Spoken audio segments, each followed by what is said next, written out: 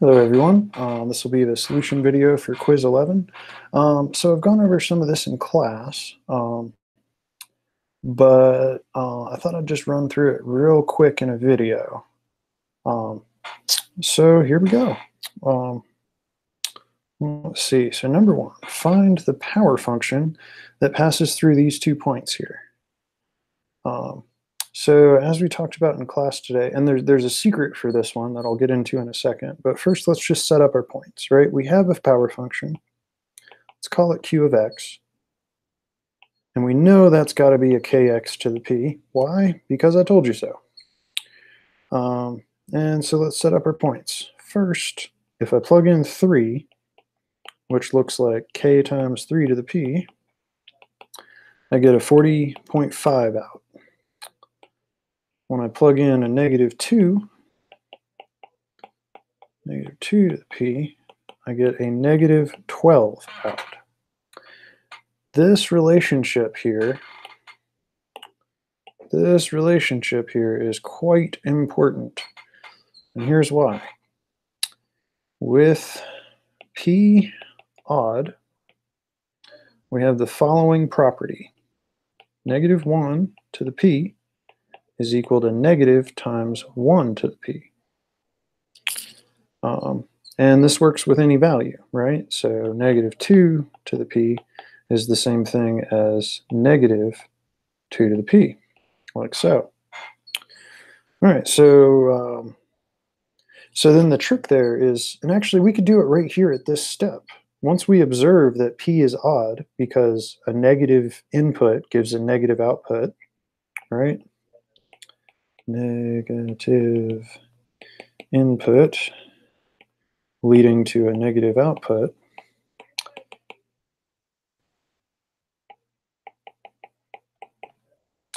That implies p odd. Okay, we could factor it out right there. We could go over here. We could say, well, that means that k times negative 2 to the p is the same thing as negative 12. That's just like saying negative k times 2 to the p is equal to negative 12. And we cancel our minus right there. Maybe that's a less confusing place to cancel the minus sign. I want to run with it. So what do we do now? Switch back to blue, maybe. What do we do now? We, step one, we divide it, right? So I got k 3 to the p is the same thing as 40.5, and we'll divide that by k times 2 to the p is the same thing as positive 12, because we canceled our minus sign over here this time. So what do we end up with? Our k's cancel. I have 3 halves to the p power, because these are to the same power. I can put the p outside, right, like that. That's equal to 40.5 over 12. And now we rainbow rule, right? I end up with natural log, end up with p, let's cut to the chase, equals natural log 40.5 over 12 divided by natural log of 3 halves. And that comes out to be 3. All right, finish it off. Let's get k. So I know that k times 3, now we know it's to the third power, is equal to 40.5. Therefore, k is the same thing as 40.5 divided by 27, which is 1.5. So there we have it. Our function, I'll put right here, q of t is not just any kx to the p, it's 1.5 x cubed. And that's how that one does, guys. All right, looking for power functions in number 2 here. Anything that's a number times a variable to a power that's determined, right? Well, what we get is we get a, c, and e. These are close to a power function, but they're not a power function because they're 2 power functions added together, which doesn't quite make a power function. It's not one number times one variable to one power. Okay, so we'll plot each one of these. Can plot them by hand for sure. When I do that, they look like this. 1, 2. So we'll make this one A. Well, when x is 1, y is pi. When x is 2, y is 4 pi, right? Because we're just squaring the x's. So yeah, that's how I would that's how I'd plot that guy. And it's got to go through the origins. Yeah, something like that. Not a great plot. Let's try that again.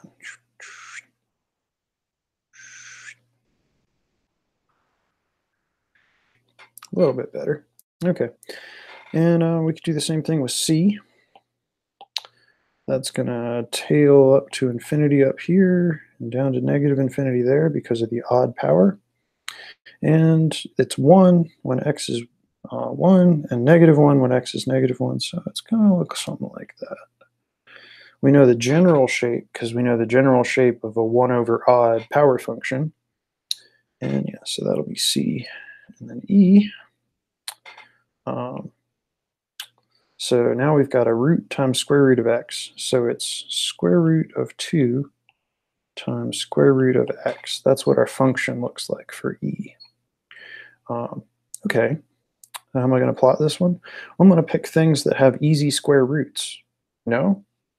So maybe 1, 2, 3, and then I'm going to do 4. We can't put negatives in that square root, so that'll probably do it for us. And, so at 1, this will be root 2, right? Up here, it'll be 2 root 2. I'm going to lower that a little bit, right? So I'm playing with the scale of the y-axis to make these quick to plot. And then because I know the shape does something like that, I can connect the points correctly. You can do that, or we can go over here to Desmos. Pi, oops, x squared, boom. What was another one? 2, 1/2 x 1/2. Huh, yeah, not a bad approximation there. What's the other one we need? What was it? Oh yeah, x to the -3. All right, I'll turn this one off so we can see what we're doing. There it goes. Yeah, so pretty much what we determined. You can kind of even see both of them there. Real good approximations. Anyway, so let's finish it off here. Concave up, always. One thing the graph did show is that this thing is symmetrical about the y-axis, right? So I can come back here and give it another tail like that. There we go. Always concave up, concave down, never. What's my range? My range, 0 to infinity. When I plug 0 in here, I get 0.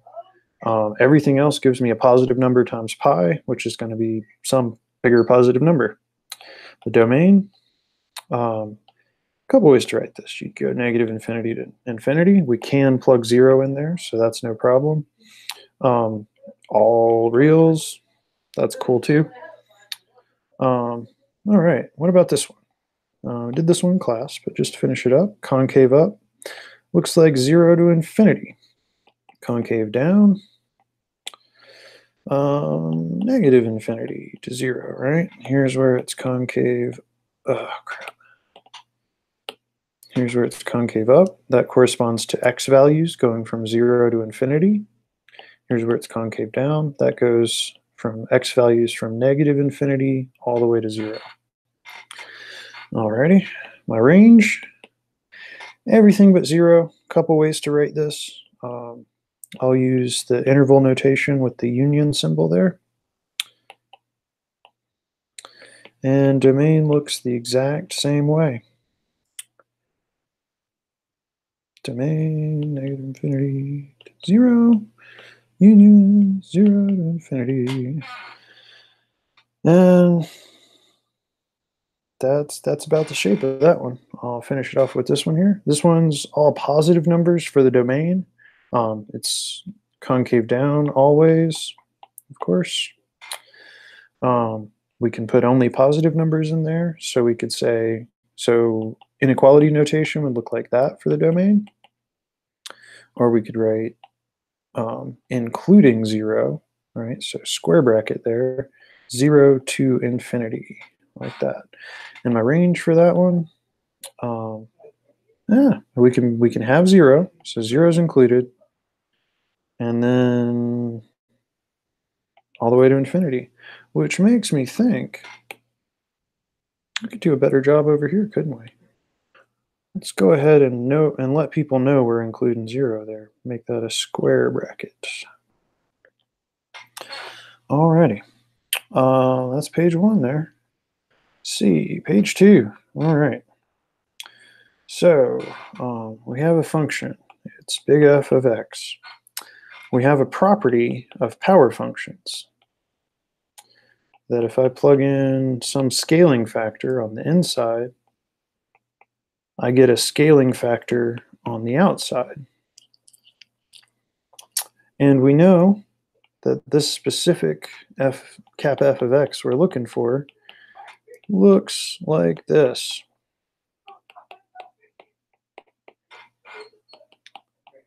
Or as your book likes to write it, maybe like that. Alrighty.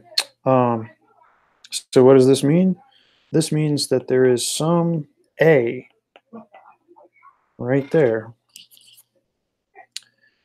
that gets us 0.01 times f of x, right? So if x is where we are now, as far as distance from the center of the Earth, then this A will get us 0.01 times that, right? Well, what is that number? Well, the P in this case is -2. So I have f of ax is equal to a to the -2 times f of x. So now we ask ourselves, when does this equal 0.01?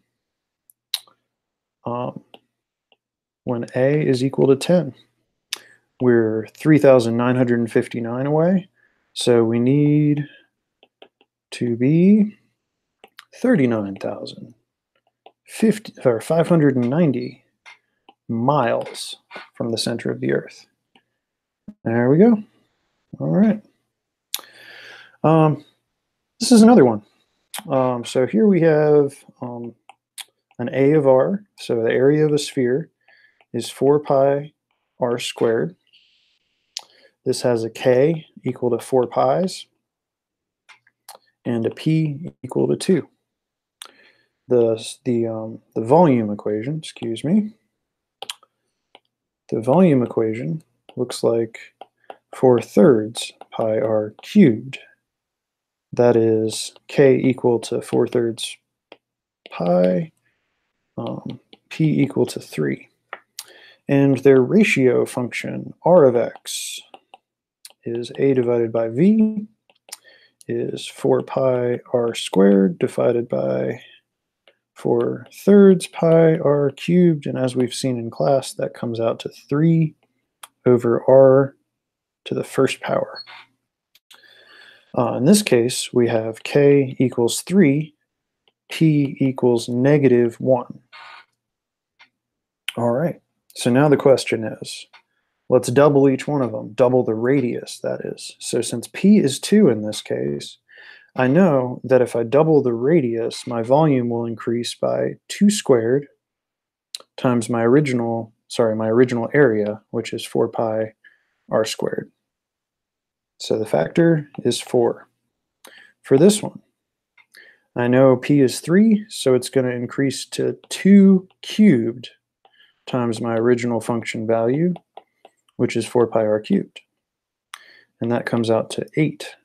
This one, the p is -1, so my multiplication factor will be, my multiplication factor will be 2 to the -1 is 1/2. So that would be 1/2, oops, 1/2 times my original function, which is 3 over r. So there you go. Factor of 4, factor of 8, factor of 1/2. Hopes that clears some things up there. I'm going to keep it short and sweet. I hope you guys are ready for the test tomorrow. Take care.